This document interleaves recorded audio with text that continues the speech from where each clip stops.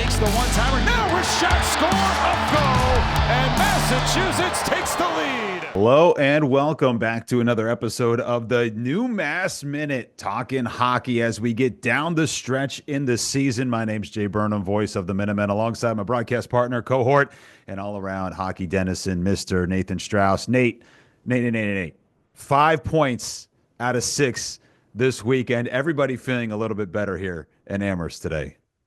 Yeah, I mean, I think it was a great weekend, and it was a lot of fun and some really good hockey. I mean, these two teams were so close, and even though the margin of victory was 2 on that Saturday game, it was some of the most entertaining hockey we've seen this year. I was talking with Jill Jakuba, our SID, this morning, and she was saying that it took years off her life. But hey, 5 points from 6, that'll put some years right back on. Yeah, we've got a lot to talk about on this episode. You can see the rundown. Ryan Lautenbach, you'll be able to catch up with him a little bit later on. Big weekend coming up, the final weekend of the regular season for Massachusetts, trying to stay inside the cut line, trying to improve their standing in Hockey East. A whole lot going on. But first, let's talk about this Lowell matchup. Gritty, tight, that first game, a 2-2 shootout win for Massachusetts. A couple of big stops for Robble in the shootout victory for the Minutemen. That felt like, and I think Coach Carville had said this, that felt like your quintessential UMass versus Lowell matchup. Yeah, these two teams only play close games. UMass Lowell plays this very defensive, resilient style, and that was what it was like. The game went back and forth. UMass Lowell scored 2 goals that were the result of, well, one of them was a nice odd man rush after a power play. The other one was they got to the net front, which is what they do really well. But UMass answered both times, and it ended up going into overtime. And UMass had a couple really good looks in the first minute and a half of OT, and then UMass Lowell had the best looks in the final 3.5 of OT. But you really could feel the tension the entire time. It felt like a playoff game, and you come away with that extra point. And at that point, that was the 3rd straight overtime game between these two teams, and you get the extra point, and then Saturday was totally different. Yeah. And I think when you take this one into Saturday, UMass wins 5-3. There were signs, I think we talked about this in the beginning of the season, where they just hadn't been able to kind of get by where they should be. And Coach Carville had echoed that throughout the season, saying, look, I think we're better than our record indicates. And now you've gone on the road, you've beaten Lowell, you've beaten BC, you've beaten UConn, and tough places to play, and they do so down at the Saugus Center. And you get another goal from your Hobie Baker candidate in Cole O'Hara that we'll talk about in a second. But this game, I think the most impressive thing, at least watching from afar, was the Jack Musa goal that he scored with 0 angle to shoot. Can you explain what happened there as Musa was able to give UMass a 3-1 lead? Yeah, so I will say, I was on the radio broadcast, and I didn't know how that puck went in. I actually thought I thought he was trying to play it around, maybe to a teammate, going off the boards.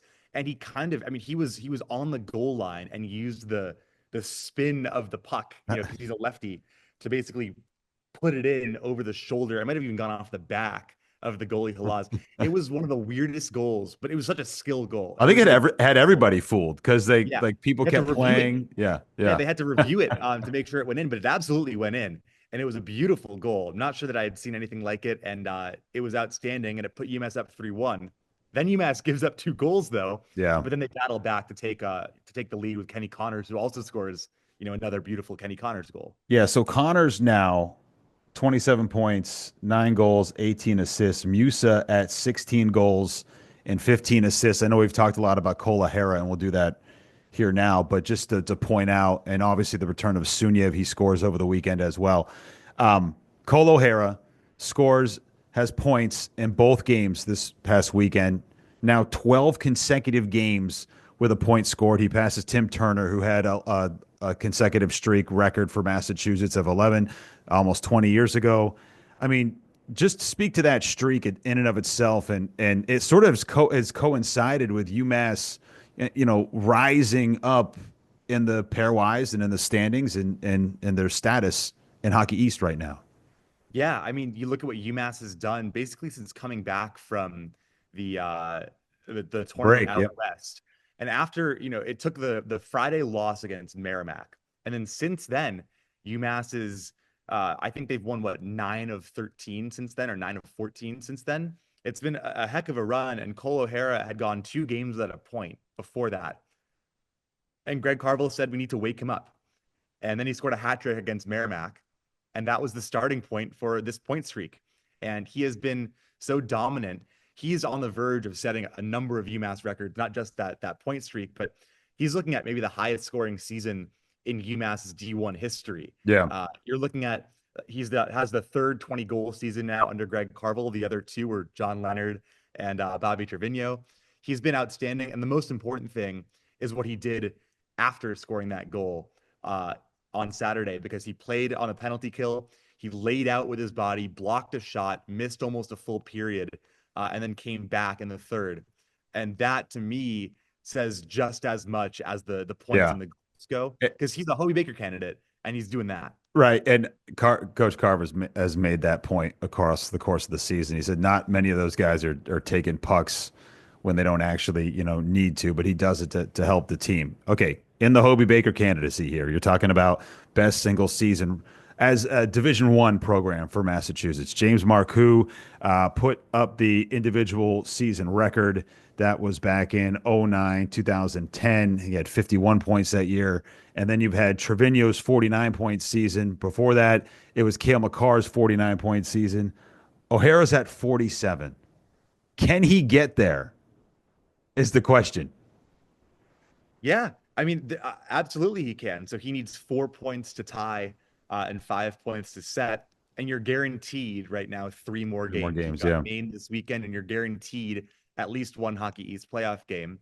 But ideally, if things go the way you plan, you get 2 Hockey East playoff games or more. And then if you're at that point, you're getting an NCAA tournament game as well. So, I think the better he plays, I think if UMass makes the NCAA tournament, which, is a strong possibility right now, you're looking at he will be there amongst the all-time leaders. And if not, you care more about the team than that. Sure. It would be great to see that, especially after all the amazing seasons that we've seen here over the last, 7 years, that it would be O'Hara who at the beginning of the season, I don't think had a ton of hype behind him. And I understand with the Hobie situation, there's probably been a campaign going on for a couple of years for some of the guys that are in contention with O'Hara. And you got to be a team that makes a difference, right? You got to be a team that makes a run. And you would hope if he's able to put together a strong finish to the year, a strong Hockey East tournament, then that would enhance that candidacy. First in Hockey East in points, second in the country, just one behind Jack Devine of Denver for total points scored. Splits, by the way. Devine has 10 goals and 37 assists. Okay, so you're saying that doesn't weigh as much. All right. Devine had only 8 goals going into this last weekend. It's a different type of game, right? Like they all lead to goals, right? But it's certainly a different look.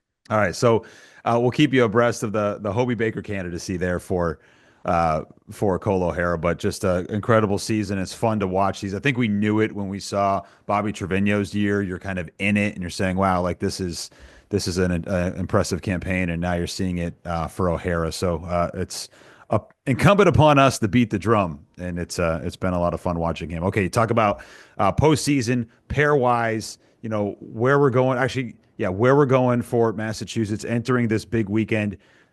12th in the pairwise. Maine is 4th. What's the math look like heading into this final weekend for UMass? So the math looks pretty good. The game on Saturday was the biggest kind of sliding doors moment for the pairwise this year because. Okay, first of all, let me stop you right there. Are you familiar with where that sliding doors terminology comes from? As in a literal sliding door? Yeah. No. I'm pretty sure it's a movie with Gwyneth Paltrow. You know what? I'll have to give that a look. I'm not sure if they stole that from somewhere else, but yeah, it's essentially 2 paths diverge, and if one thing happens, your world changes this way, and the other way looks the other way. Yeah. Well, so it was not necessarily a play-out game because UMass Lowell still has a chance of an at-large, a very small one. But UMass basically absorbed like 65% of UMass Lowell's probability in that game. So UMass entered the weekend with like a 30 to 35% chance of making it as an at-large, and now it's up to like 71%, according to College Hockey News. And what's the cutoff line looking like right now at the pairwise number to get to the NCAA tournament? in the most favorable sense, it would be between 13 and 14 because the bottom three spots would all go to the conferences that aren't represented in in the top 13. Yeah. But it's possible that it's between 13 and 12. It also depends, in a vacuum. Quinnipiac, which is the best team in the ECAC this year, they won the Cleary Cup for the 5th straight year. They haven't won an ECAC tournament in the last couple of years. So if they were to lose, it wouldn't matter. ECAC would still become a one bid league. So right now you would feel safe at 11, but you feel pretty good at 12 as well. That said, you still don't want to give any room for the potential Right. upsets. And the Bobcats are off this weekend. They're dormant. Penn State, who's at 14, has Michigan, who's 11 in a series this weekend. So you probably are rooting for just Michigan in a clean sweep, and that takes Penn State out of the tournament. Out of it. Yeah. But it looks good. But also take care of business against Maine too, and that helps your cause. Yeah, and I mean, Maine, you've got the UMass connections. Hold on, we'll talk about that in a second. We got to get to Carve. He's hit a couple milestones. Win number 250 a couple of weeks ago, and then now win number 167 as the head coach for the University of Massachusetts, surpassing Tuke Cahoon, who was here from 2000 to 2012. I know Carve didn't really want to make a big deal about this, but to get to that number as quickly as he's done, especially considering where they started year one for this organization, for this program, is nothing short of incredible. And I think we need to pause and take a moment to appreciate exactly, the success that he's been able to generate here. Yeah, I think it's the kind of thing that, he will acknowledge more and more as the stretch run of the season kind of slows down. But it does mean a lot, right? You come in and take over a program that was kind of floundering, and you have the losingest season in program history with that 5-win year in year one. And then since that season alone, you're at 162 wins over 7 years, almost 8 full years. You're looking at consecutive 20-win seasons. Oh, we lost you. I've turned off on me. There we go. There we go. Now they're back. But yeah, they're booing me off the stage. You got to talk more with your hands. I know, right?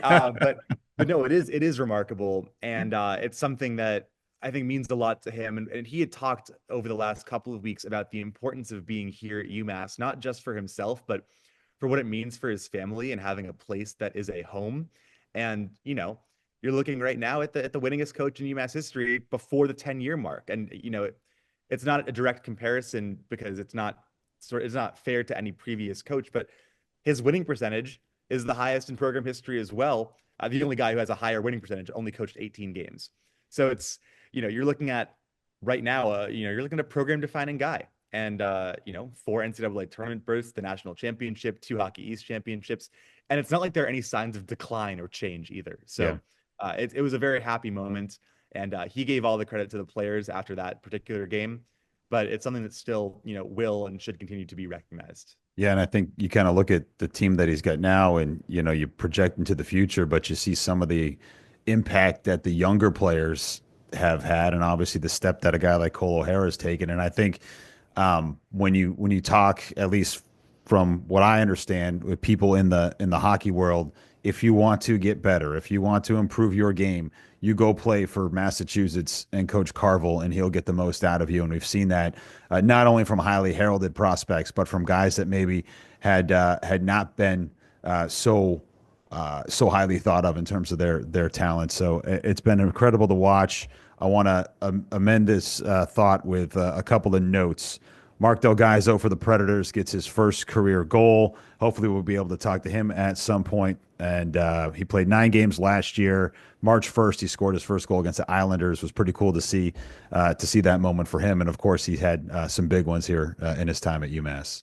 Yeah, without a doubt. I mean, he had maybe the biggest here, certainly the most notable with that watch out goal. Ciao, really baby. Happy for him. He's been really good this year in the AHL. He's been up and down, but he got that first goal, and Nashville, he should be getting some pretty big minutes the rest of the way. He played again yesterday against the Rangers, almost fought Zach Jones, another former UMass that'd guy. be nice. So it's a lot of fun. and really happy for him and another guy who developed a lot here at Yeah. UMass. Lyndon Alger played his 100th career game this past weekend, so congratulations to him.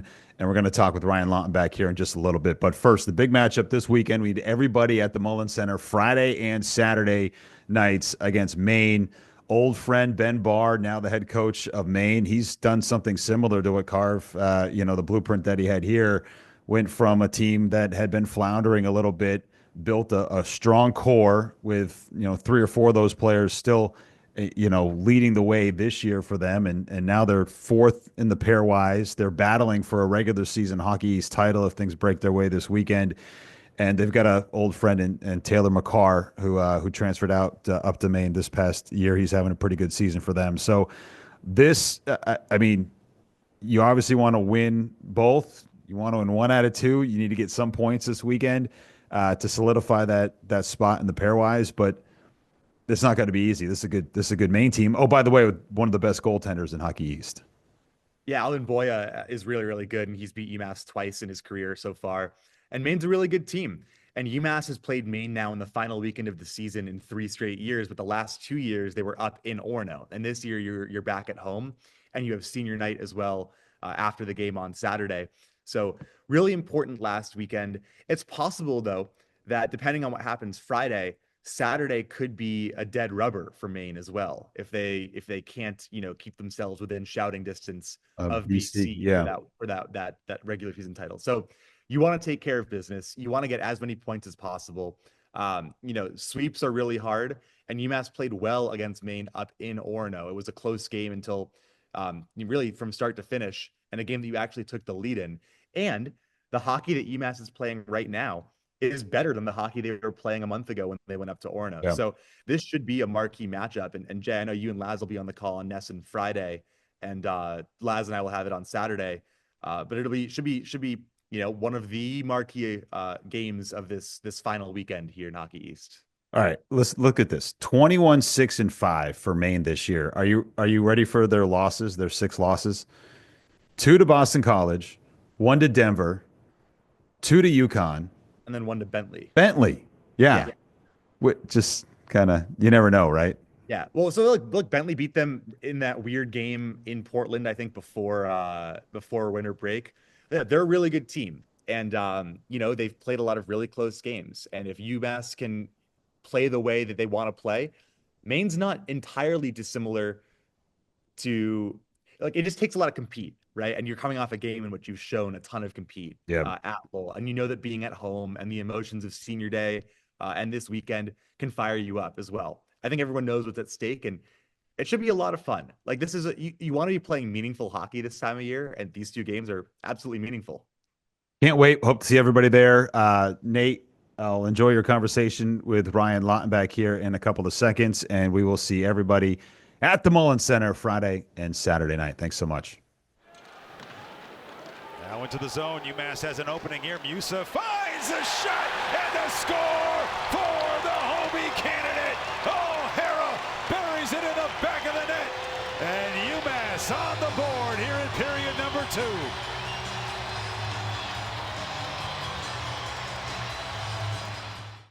Welcome back to the NewMass Minute here with Ryan Lautenbach. I had a senior day this weekend. Ryan, how's it going? It's going great. Excited to be on.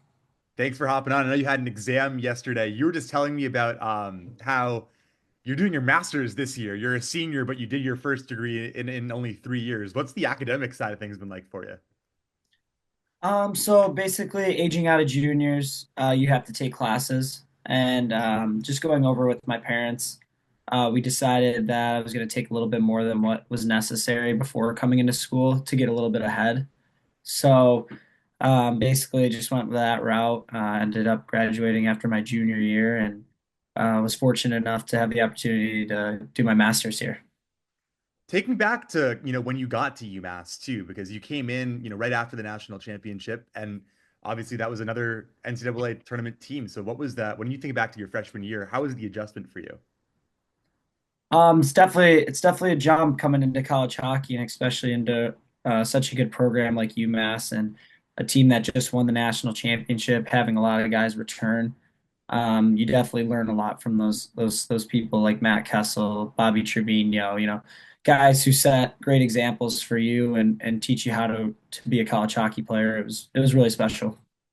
And Bobby's someone who your game's not too dissimilar from. I feel like, you played really well this last weekend. Greg Carvel talked about it. And you're out there hitting people and being an Energizer bunny, how has your game kind of progressed as far as, what you did when you got here to what you're doing now? I think definitely just by getting stronger. I think I came in at like 155 pounds as a freshman, and now being almost 190, it's a big difference. Being able to play the way I do. I think just developing over those 3 years, just getting stronger and obviously becoming more comfortable at UMass was definitely just big for me, for sure. And looking at this senior day too, it's a smaller senior class, and there are a lot of underclassmen on this team. But you are one of the seniors, and it's you and Lucas who are the true seniors on this team. Obviously, Lyndon as well is here, and Joey. But when you think about, it's the two of you, and you both wear letters. Like, as from a leadership aspect, playing 4 years here, what has that meant for you and your leadership abilities? Yeah, definitely. I mean, playing 4 years here it's special. Obviously, all my classmates who came in with me obviously miss them and hope they're all doing well. But for it to be Lucas and I, it's pretty cool. We moved right into our room together at Oak our first day, so literally been day one, guys. And it's just really special, and it's going to be emotional for sure this weekend, but hopefully get 2 wins.